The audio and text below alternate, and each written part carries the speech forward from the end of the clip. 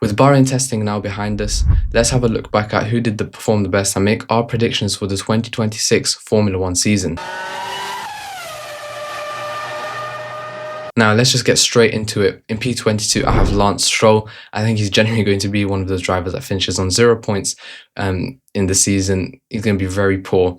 Nothing much to say about him. I think we all know why he's in F1. I don't like to bash drivers like that, but I think we all know this is the reason why he's in F1.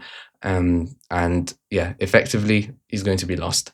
P21, Valtteri Bottas. He's going to have a very good season, I think, just in terms of performance relative to his teammate and just as where Cadillac are in general. But overall, I think the team as Cadillac, they're just going to be very, they're not going to be that great. I think better than Aston Martin, which is why you're going to see where I've ranked them in the Constructors' Championship. But just overall, new team, they're going to be doing really well for where they are, coming in as a new team in F1. But just overall, compared to the bigger midfield teams, they're not going to be performing that highly. In P20 and P19, I have Perez in P20 and Alonso in P19. Perez is just going to slightly edge Valtteri Bottas. I think he is probably just the better driver in my opinion. I mean, he's gone up against Max. He knows what it's like to be against the best in the world. So has Bottas in Hamilton, but Perez has faced a lot of hardship in Red Bull. I think he's going to have that bit of resilience in him just to finish ahead. And also there could be some luck involved in terms of one driver gets a bit of worse reliability. In general, that's just how it's going to be between the two Cadillac drivers, which means I have put in P11, I've gone for Aston Martin. So I think Fernando is going to finish ahead of the two Cadillac drivers, but if both of them are going to be getting 5 points each, that's 10, and Fernando gets 6. He's going to be ahead, of course, in the drivers, but behind overall in the constructors, because as I said, Lance is probably going to get 0 points. P18 and P17, I have Arvid Lindblad, and then just above him, Nico Hulkenberg. Lindblad, I think, is going to be an amazing rookie. We've seen what he can do in terms of just raw pace. Just look at his F3 season. Youngest race winner in F2 as well. I think the only thing that's going to let him down is his experience. I think the cars are going to be very difficult to drive this year, and I think that being his very first season in F1, he's going to get some getting used to. And Racing Bulls with the Honda engine might be running into some reliability, but just overall, I think Racing Bulls are going to take a step back from where they were last year, because other teams have the better engines, in my opinion. And the reason I put Nico Hulkenberg in P16, I think he's starting to slow down. We saw what Gabriel Bortoleto came up against him, and he performed really well, and I think it shouldn't have been that way, especially in qualifying. Hulkenberg was wiping the floor with the likes of Magnussen and any teammate before him. He's always been a very good qualifier, so for Bortoleto to hop in for his very first season, and I think he beat him. Don't quote me on this. I don't really remember what happened in the midfield last year, but I think he was very strong. I know that for sure. The races obviously were a bit worse off, but then that's just down to experience. But yeah, Nico Hulkenberg in P17. Just above him, driving P15, I have Liam Lawson and Bortoleto in P16. Bortoleto, excellent driver, F3 and F2 champion for a reason. I think he's going to do really well. Out-qualify and out-race, I think Nico Hulkenberg, now that he's got that 1 year experience under his belt. And the reason I put Lawson in P15 is he's got that full pre-season test, unlike the last 2 seasons, or the last 3 seasons even, where he was chucked in for Daniel Ricciardo in 2023, chucked in for Daniel Ricciardo in 2024, and then when he finally did get his chance for full preseason, he got dropped after 2 races. So I think that wasn't very fair, and it really affected him just mentally, because it's hard to bounce back from something like that. It's his dream to obviously race for the main team, and to just be kicked out after 2 races, I don't think was fair. It was very difficult on him. But we did see when he started to get more comfortable in the car, he started to push Isaac Hadjar a little bit, and finished the season quite strongly for the situation that he was in at the beginning. I think now that he's got full preseason test, and the fact that he's the team leader, I think is going to really show us what the real Liam Lawson is, and people are going to realise that he's not a bad driver, even though some people like to pretend that he is. Now, the next 2 teams in the constructors' standings, I have Audi in P9 and Racing Bulls in P8. I think Audi overall are going to run into a bit of reliability compared to the Red Bull power unit. I think just that aspect alone, it's going to be tight between them, but reliability is going to be a major concern for these newer teams with newer engines. Red Bull powertrains overall are going to have that stronger package, because they have that better experience and more experienced engineers from Mercedes HPP and the Honda power unit, which was very strong in the last generation. We're going to continue running through these 2 by 2. I have Franco Colapinto in P14 and Alexander Albon in P13. I think Colapinto is going to finally, like Liam Lawson, he's going to get that full preseason test. He's not going to be thrown in with a lot of pressure in midway through the season and being told like, oh, you've got 5 races to prove yourself, like he was until Flavio Briatore told him, no, you're going to keep your seat until the end of the season. I think it's going to be very strong. Alpine's going to be very strong. He might be running into a few errors here and there, because that's just how Franco Colapinto is. But I think when he hooks it up, we saw with Williams when he first hopped in, I think he's going to be very strong in that aspect. And I think there's less pressure on him now. I don't think there's not really any Alpine Academy drivers that are in the line of succession now that they'd want to probably throw in. I think they're going to want to stick with Franco Colapinto, considering they paid so much for him. They're going to take their time with him this season, Alpine. And because the car's good, I think he's going to find it a bit easier to find those good performances. Alexander Albon in P13. I think Williams is going to be difficult at the start of the season, which is why I've put their drivers quite low down. I think it's going to hurt them in the long run. If they weren't in that position, I would genuinely put them at the top of the midfield. But because this is where they are at the start of the season, recovering that and more is going to be quite difficult to finish ahead of the likes of Haas and Alpine, who have had excellent preseason tests and have got a couple of very good drivers. Not to say Williams don't, but with reliability, you can have the best car on the grid. To finish first you have to finish. I think that's going to be a case for Williams. They're going to have a quick car once they've removed that excess weight, which we're hearing about, but it might be too late to be able to capitalize on the early season opportunities where there's going to be a lot of chaos. Williams, I have put them in P7, just above Racing Bulls. They're going to do fine, I guess, but not what they expected, considering they swapped development over to the 2026 regulations pretty much at the end of 2024. They did not develop throughout the whole of 2025. So even if they say, oh, virtual test track program that Vals was going on about, you can't replace in-season running on track. Just can't replace that, full stop. They're already seeing the effects of it, because we're hearing now, oh, well, we've missed out on Barcelona. They weren't saying that a few weeks ago. They were trying to hide the fact that, please, the investors or whatever, that yeah, we're fine, we're going to catch up with it, and we can do most things on a rig. You can't. That's just the reality. And I think they're starting to be honest with themselves, because they've realized that they can't replace it, which is good, because it's better sooner rather than later to realize that you're in a bad position and you can move forward from there. In P12, I have Carlos Sainz, and in P11, I have Esteban Ocon. Carlos Sainz in P12, just ahead of Alex Albon, his teammate. I think he's the stronger driver. He's going to have the edge on him. So yeah, I think Sainz has that more experience, and I think that slight edge in pace as well.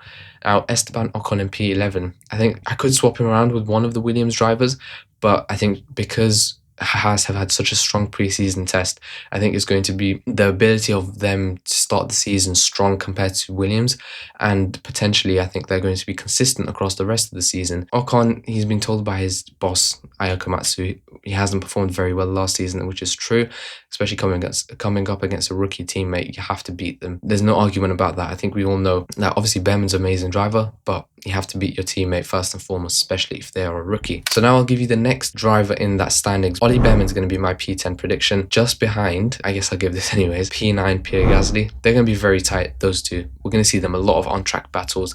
That P9 and P10 spot behind the top 4 teams in the points is going to be insane for these two drivers. I think they're going to dominate it for especially the start of the season.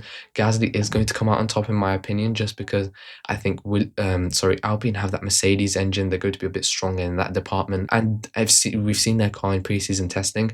That front wing that they have, like very interesting shapes that they're going on over there.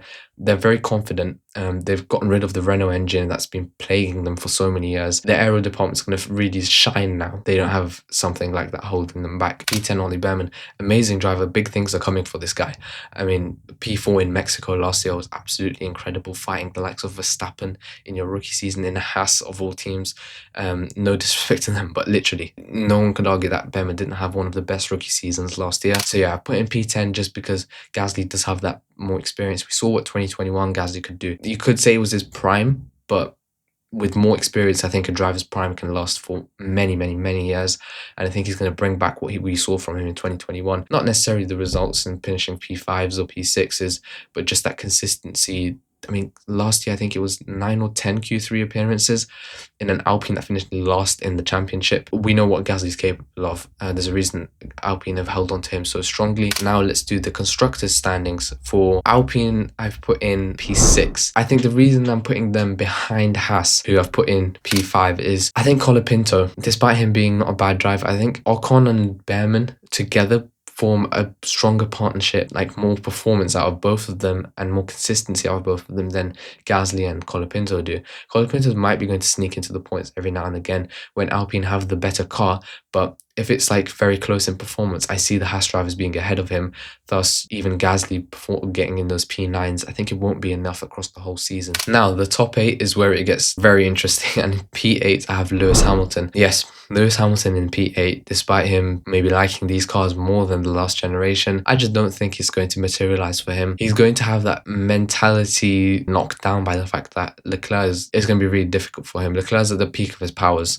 He has been for quite a few seasons. He's just waiting for that opportunity to get a car that can fight for a championship. And when he gets it, he's going to be flying. I mean, there's no doubt about that whatsoever. So yeah, Hamilton's going to struggle. He doesn't even have a full-time race engineer yet. He's going to have a temporary one for the first few races until they find him a more permanent solution. But sorry, in 2026 with these new regulations, you could be the best driver in the world. You're going to need your engineer. Deployment's going to be such a big challenge for these drivers. If you don't have somebody that's able to communicate with you really well, you're going to really struggle to get the most out of your car. We saw that last year in 2025 with Hamilton. That's the reason they changed his race engineer in regulations that were stable across the board. Yes, Hamilton was in a new team, but the cars weren't that different. And the fact that we saw how like all the sarcastic radio messages, 2026 is going to be very bad for him if they don't get him a good race engineer that he clicks with. Overall, Lewis Hamilton's not going to have a great season. He's going to stay if he wants to stay. I think that's the decision ultimately comes down to him, unless of course he drops absolute stinkers, which I don't think he will to that extent. But yeah, if he decides he wants to stay, Ferrari will renew his contract. He brings in a lot of money. Even if they pay him like 100 million a year, he definitely brings way more than that. I think at the end of the day, it's not necessarily Ferrari's 100% decision to where Hamilton decides to go after 2026. If he decides to stay, he stays. In P7, another shock, Oscar Piastri. I think it's going to be a bit of a mental challenge to bounce back after last year where he was leading the championship by 36 points, I think it was, over Lando Norris, lose 36 points and finish third in the championship even behind Verstappen. That's going to have a big mental effect on him. McLaren, I think, isn't going to be as great this season as it was last. I think there's a couple of teams that are going to be ahead of them in the standings. I don't think it's going to be the best of seasons for Piastri, but I do hope he's able to stay resilient and just keep fighting, chipping away at it. His championship will come one day. It could even come as early as 2027 when McLaren, who we know develop very well, but I think starting off the season, they're not going to be the quickest team. But looking forward in like future years, I think definitely he's going to have another chance for sure. Now, in P6, this is probably like one that most people aren't going to be happy with me putting him here, but I'm going to put Isaac Hadjar. I think, yes, I've put him ahead of Piastri and Hamilton, but I don't think he's going to struggle as much as the other drivers did. And he has that mentality that like, I am the best. Even like you have to have it. Every F1 driver has it, but I think for him, he's got that resilience and he knows what he's capable of. He's proved it last year, bouncing back after Australia, which I genuinely thought that was over for him. But we saw very strong season last year. He was very unlucky not even to finish P9 in the Drivers' Championship. He lost to P6 in Qatar, but overall across the season, he could have been top of the midfield ahead of Alex Albon easily. I think he's going to have a very strong season. I think a wild prediction, I think he's going to get his first win of the season. If he doesn't, I think he's going to get a couple of podiums at least. He's raring to go. He's been waiting for this opportunity. He's come up to F1 in the very hard way. I know a lot of drivers have, but it's very different to him in the sense that when you look at his career and the fact that he hasn't won like any championship, he was very close in F3 in 2022 and F2 in 2024, but they didn't materialize for him. But he's a very strong driver. He's very consistent. Overall, he's been hitting Q3, Q2 very consistently. And he's only going to improve after having a year in F1, just like any other rookie. But more so for him because he was already very strong last year. He's going to keep getting better and better. Similar to how we saw Piastri when he started his rookie season in 2023 and just gradually got better and better. And by his third season, he was fighting for a championship. Now, I'm going to throw in the next two Constructors' Championship positions. And in P4, I have McLaren. I think they're just going to fall very, very close behind Red Bull, who I've put in P3. But I think Verstappen in the Red Bull is going to be able to drag it in places where it really shouldn't be. So yeah, Red Bull in P3, I think they're going to have strong reliability. Might not be that great overall, but This is where I think I'm probably going to be most strong. McLaren and Red Bull, I think they could swap over very easily, even the drivers, in my opinion. In P5, I have Lando Norris. I think from the highs of last year, he's still going to be very good. He's going to have that weight off his shoulders, which is why I think he's going to outperform Piastri across the season. He's going to get a few wins, few podiums, but I think McLaren might be slightly on the back foot, and them not being a customer team limits their freedom of how they develop. They obviously have to rely on Mercedes to be giving a very good engine, which I think they will, but factory teams, I think, tend to perform better at the start of regulation cycles just because they have that ability to have that initial car suit exactly how they want it with no compromises effectively. Moving on to P4, I have Kimi Antonelli in P4. I think the only reason I'm putting Kimi Antonelli there is he's going to be fighting for a championship this year, but I think he's going to get to him because he's not got that experience. I think if he had like maybe a year or two more experience, like maybe next year, he's probably going to be a title contender, like for sure, if Mercedes keep it up. But I think he's going to run into issues in terms of just maybe mistakes in the very final part of Q3 or in the battles in the race, like towards the end. Same way we saw Russell sort of have it like in Singapore 2023. That's a very famous one. I think it's going to be one of those seasons where he's lightning quick. He's going to get a couple of race wins, I think. He's going to be consistently on the podium, but there are going to be times where he's not even going to finish the race, potentially qualify too far behind to be able to do anything really. But I think when he nails it on, he's going to be a driver to watch out for this season. Next on my list, I have Max Verstappen. There's nothing much to say about Max Verstappen, but I think best driver on F1 currently. He's going to really wring the neck out that Red Bull. Even if they do have reliability issues, I think Verstappen in this new regulation era is just going to be a step above the rest, as I just mentioned previously. He's going to be fighting for wins. He's going to be pushing the teams very hard. He just needs a sniff of victory to give it everything. And I think he's going to stay around for a while. I know people have been saying that, oh, he's going to leave at the end of his contract in 2028. Don't forget, that's in 2 seasons' time. I think he could stay for longer. And even if the car's, like, as long as the car is fighting or close enough for a race win, like last season, I think he'll stay around. If it drops back into the midfield, then he's gone definitely. Max isn't going to stick around in F1, especially with the criticism he's given these regulations. If it's not fighting, if his car's not fighting for race wins, he's going to finish comfortably ahead of Hadjar. That's a given, I think. I think Max finishes comfortably ahead of most drivers on the grid, even though I had rated Hadjar very highly. I think new regulation cycle, he's just going to have that edge over him, and it's going to be very close at the top of the grid. And then that leaves our final 2 drivers. And if you haven't already, like and subscribe. These 2 are going to have a monumental title fight. And the driver that I'm putting to come out ahead, you're going to have to wait for this one. The constructor standings first. I'm going to put Ferrari in P2 and Mercedes in P1. Ferrari, in my opinion, are going to start the season much stronger because we were hearing that Mercedes haven't even homologated their fuel supply. Tronos hasn't as a supplier. So they're going to have to use a different fuel that's going to lose them a bit of performance until they can get it homologated. Once they do get it homologated, I think they're going to have the class of the field engine, which is why in the long term, across the whole 2026 season, I think they're going to be the better team. Also, Ferrari, if you want, go watch the video that I've pinned right here, because they have taken a development direction that's very different to other teams.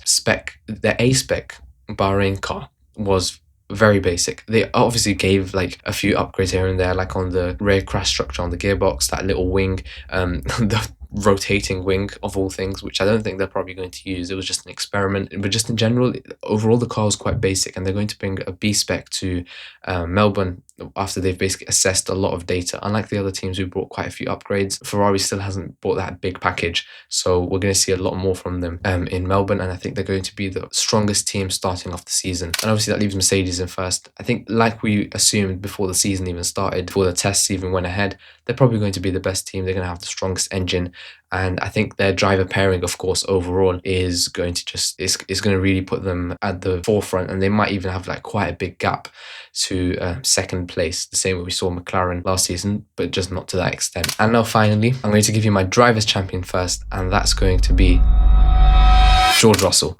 So I think it's not really a surprise that I put George Russell, and a lot of other creators and people that I've seen make their predictions have put in there. I think it's finally his year. He's going to be at the top of his game, like he has been for quite a few seasons. But now that he's got that car, he's going to be like a bit of a mini Verstappen in the sense that he's going to be fighting for everything. We know what George Russell is like. He's very aggressive. We talk about Verstappen being aggressive and all that, but Russell is an aggressive driver. He doesn't cede position. He'll go in there. He'll put a dive bomb in. He'll do anything to win. Not in the sense of like crashing into people, but he's just going to do anything to win. And I think he will win a lot of races this season. And he's one of my I'm just going to throw in a quick prediction here. Most wins of the season are going to be George Russell. Most pole positions are going to be George Russell. Very close with Charles Leclerc on the pole position front, just because I think it's one of those where it's going to ebb and flow between races. But I think over a season, race wins, you're going to have a strong package, reliable over a Grand Prix distance, which I think Mercedes is going to deliver more often than Ferrari does, which is why I'm going to put Russell up there in P1 and Charles Leclerc in P2. Leclerc, I think he's going to be very strong at the start of the season, as I said, with Ferrari. It might be a case of another 2022 where he wins a lot of races in the first half of the season, more than 2022, but towards the end, I think Mercedes probably have that development edge and just maybe slight reliability edge. And also Mercedes, we can't forget, they've fought for championships from 2014 all the way to 2021. They've been incredible in those 8 years. I think it is that 8 years? They won 8 constructors championships basically every year in the turbo hybrid era, and 7 out of the 8 world drivers championships, missing out only to Verstappen, of course. I think they had operationally, Mercedes are probably, in my opinion, on par with Red Bull, best team on the grid. I think they have loads of experience fighting for championships, and this season they're not going to throw it away, especially if they have the best engine. They've had very tough 4 years. It's not the Mercedes we're used to seeing, but yeah, they're going to be very strong. And in my opinion, towards the end of the season, we might see where they're like really stretching their legs, and the gap is going to start to grow as the season progresses. It's going to be very close early on, which I think is going to be amazing for the fans, but we might start to see a bit of a runaway towards the end of the season. Now, I'm just going to throw in a couple of just random predictions here. Best race of the season, I think, is going to be Melbourne, just because it could rain there. I haven't checked the forecast yet, but if there's any rain with these cars, it's going to be absolutely chaotic. No one's driven them in the wet. The active aero, the deployment, that's all going to change. Especially if it rains midway through the race, there's going to be a lot of chaos. The starts as well, we still don't know. For majority of the teams that they've sort of got it together, but in the heat of the moment, first Grand Prix of the season, they're going to just there's going to be chaos nonetheless. Obviously the season goes on, they're going to tone it down. The FIA might even throw in a few more regulations just to make sure there's not insane crashes or none of any safety concerns essentially. So yeah, I think it's going to be the best race of the season just because of the unknowns that are going to be with us next week, and I can't believe it's already just 1 week away before we start seeing cars on track. Now, my worst race of the season is going to be Monaco. Yes, we have lighter cars. Yes, we have smaller cars.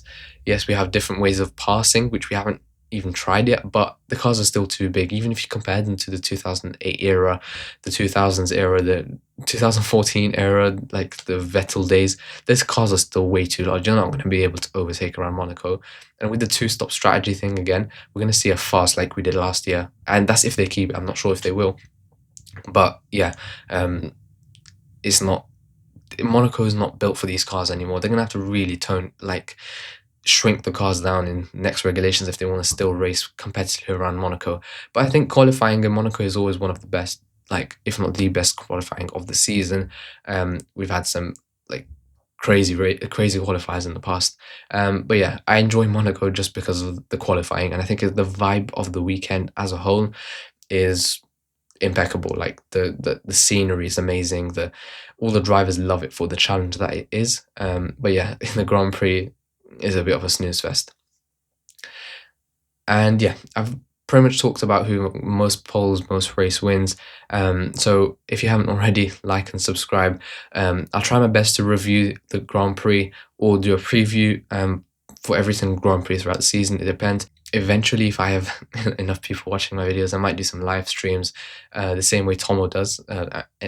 Thank you, Tomo. Tomo's literally my inspiration for starting to make videos about F1. So yeah, that's the end of the video, and I'll see you in the next one. Check out some of my other videos, and I'll link this one right here, just so you can go have a look and just understand where we are so far with the 2026 regulations. Thank you for watching, and I'll see you guys in the next one.